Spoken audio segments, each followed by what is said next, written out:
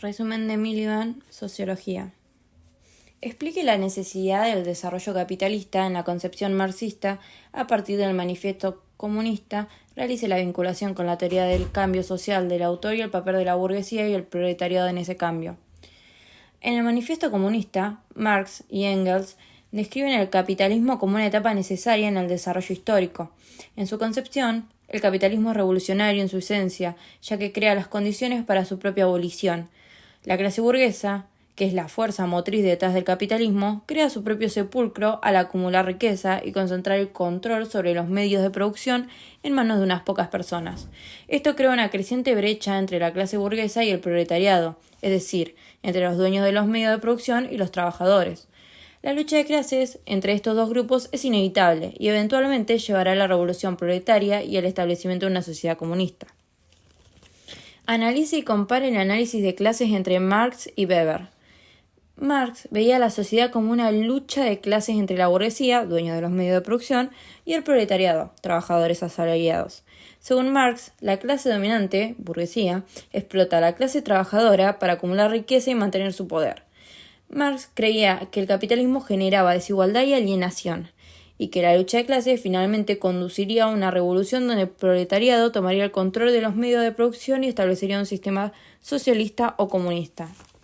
Por otro lado, Weber también consideraba a la clase social como importante, pero tenía una visión más compleja de la sociedad. Además de la clase, Weber incluía otros factores como el estatus y el poder en su análisis. Weber argumentaba que la clase social no es el único determinante de la posición de una persona en la sociedad, sino que también influyen el estatus social, prestigio social y estilo de vida, y el poder, capacidad de influir en los demás. Weber destacaba la importancia de la burocracia y la racionalidad en la sociedad moderna. Su comparación es que ambos enfoques reconocen la importancia de la clase social en la estructura social, pero difieren en la forma en la que la abordan. Marx se centra más en la lucha de clases y la explotación económica, mientras que Weber considera otros factores como el estatus y el poder. Mientras que Marx veía el cambio social a través de una revolución proletaria, Weber no descartaba la posibilidad de cambios graduales y evolutivos en la sociedad. ¿Qué capacidad explicativa le otorga Miliband al análisis de clases en la sociedad contemporánea? Explique cómo reformula el análisis tradicional marxista. ¿Qué categorías conceptuales toma Miliband de Marx y Weber?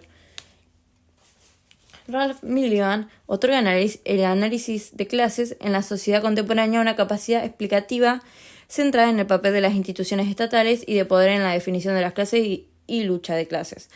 Miliband toma de Marx el énfasis en la relación con los medios de producción y en la lucha de clases como el motor de cambio social, pero añade elementos weberianos al afirmar que el Estado puede intervenir en el mercado y redistribuir la riqueza a través de políticas de bienestar.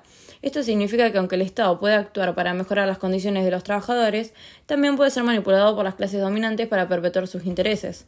Miliband también toma de Weber el concepto de estatus y la idea de que las categorías sociales pueden ser multidimensionales y complejas.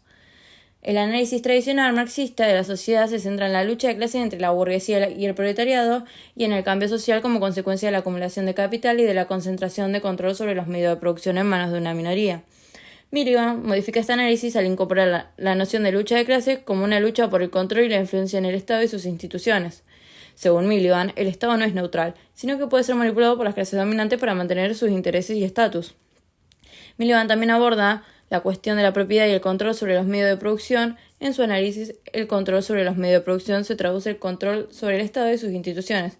El concepto de élite del poder está vinculado a quienes ejercen este control sobre el Estado y sus instituciones.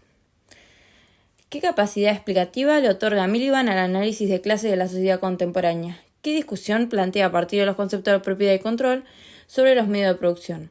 ¿A partir de qué criterios conceptualiza la élite del poder? En el análisis de clases en la sociedad contemporánea, Ralph Miliband otorga una capacidad explicativa centrada entre la relación entre el Estado y las clases de lucha.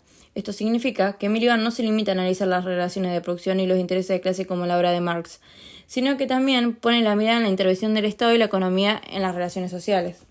En cuanto a los conceptos de propiedad y control sobre los medios de producción, Miliband discute sus efectos en la definición y lucha de clases.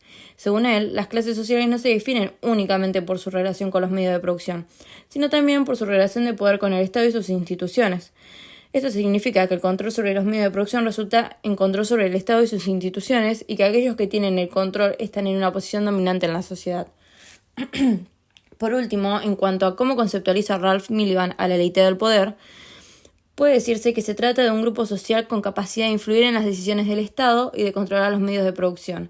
La élite del poder para Miliband está integrada en su mayoría por individuos de clase alta que tienen acceso a recursos económicos, políticos y sociales importantes. Esto le otorga influencia y capacidad de manipular las legislaciones y políticas del Estado a su favor, perpetuando los intereses de la clase dominante en detrimento de los intereses de las clases populares. ¿Qué capacidad explicativa le otorga Miliband al análisis de clases en la sociedad contemporánea? ¿Cómo se redefine la lucha de clases durante el estado de bienestar? ¿Qué consecuencias tiene la perspectiva al analizar los movimientos sociales? Ralph Miliband otorga al análisis de clases una capacidad explicativa centrada en el papel de las instituciones estatales y el poder en la definición de clases y la lucha de clases. Miliband toma el énfasis que Marx hace con respecto a las relaciones con los medios de producción y la lucha de clases como la fuerza motriz del cambio social, pero añade elementos de Weber al señalar que el Estado puede intervenir en el mercado y redistribuir la riqueza a través de políticas de bienestar. Esto significa que aunque el Estado puede actuar para mejorar las condiciones de los trabajadores, también puede usarse para ser manipulado por las clases dominantes y sus intereses. Miliband también toma el concepto weberiano, las ideas del estatus y el hecho de que las categorías sociales pueden ser multidimensionales y complejas. La lucha de clases, según Miliband, se redefine durante el estado de bienestar como una lucha por el control y la influencia en el Estado y sus instituciones. Miliband argumenta que si bien el Estado puede actuar promoviendo políticas de bienestar y redistribución de riqueza, esto no significa que siempre esté funcionando en beneficio de los trabajadores. Las clases dominantes pueden presionar al Estado para que intervenga en el mercado y modifique su política de redistribución de riqueza a su favor. La perspectiva milibandista tiene consecuencias importantes en el análisis de los movimientos sociales. Miliband sostiene que los movimientos sociales pueden actuar como instrumentos de control y dominación por parte de las clases dominantes, utilizándolos para desviar la atención de las luchas de clases y perpetuar el status quo.